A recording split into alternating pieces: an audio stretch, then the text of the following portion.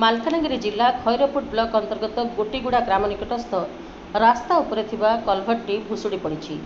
गाँ लोकों कहवा अनुसार यह गाँ दे प्रतिदिन गाड़ी मोटर चलाचल सह आंबुलांस गाड़ी यातायात करें। यह गाँ दे 8-10 खंड गाँवर लोक यह रास्ता पर निर्भर करता। कुड़मुलु गुम्मा और ओपर पार्श्व पांगम मुख्य रास्ता सह जोगाजोग अच्छी। एणु यह रास्तार कलभट्टी भांगी द्वारा लोक मैंने नाही नथिबार असुविधार सम्मुखीन होती। पुनर्निर्माण कार्य विधायक प्रशासन को जणाइथिले एपर्यंत केही तांको कथा शुणी नथिबा सेमाने कहछन्ती। एणु यह कलभट अति शीघ्र निर्माण करदेले गाँ लोके उपकृत होई परिबे बोली कहछन्ती। गोटीगुड़ारू आम साई मझीर आमको ब्रिज भी आमर भांगी जाइए। आमके केते दिन वाला ब्रिज भांगी जाइए?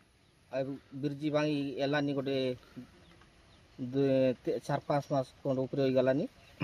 एडा ब्रिज भांगा तुम काको जणाइथिलो सब? आमी जणाइथिलु, आमी एमएल की भी कहतिलु आ पंचायत रे भी एमएल एबे जो अमल मंगू किलो भाई को जणाइथिलो। मंगू किलो भाई को आ ए हमर जे भी आस्तिला जे के भी कहतिलु।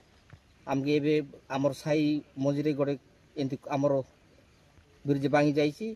आमको एबे से बाटे आमके आसा जा बहुत असुविधा। आमके गोरु गाय आनबा पाई कि आमी गोटे एडा को गाँ को गाँ जोड़ी छि रास्ताटा?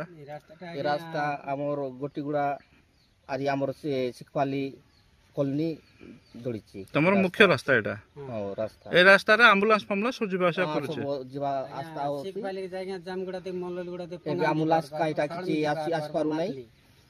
रास्ता असुविधा पाई एम्बुलेंस काइटा किछि आस पारु नै। ए बहुत असुविधा रे होछ हमर गोटीगुड़ा रे रास्ता रे। मालकानगिरी जिला खैरपुटरू समा धांगड़ा माझी रिपोर्ट, प्राइम टीवी ओडिशा।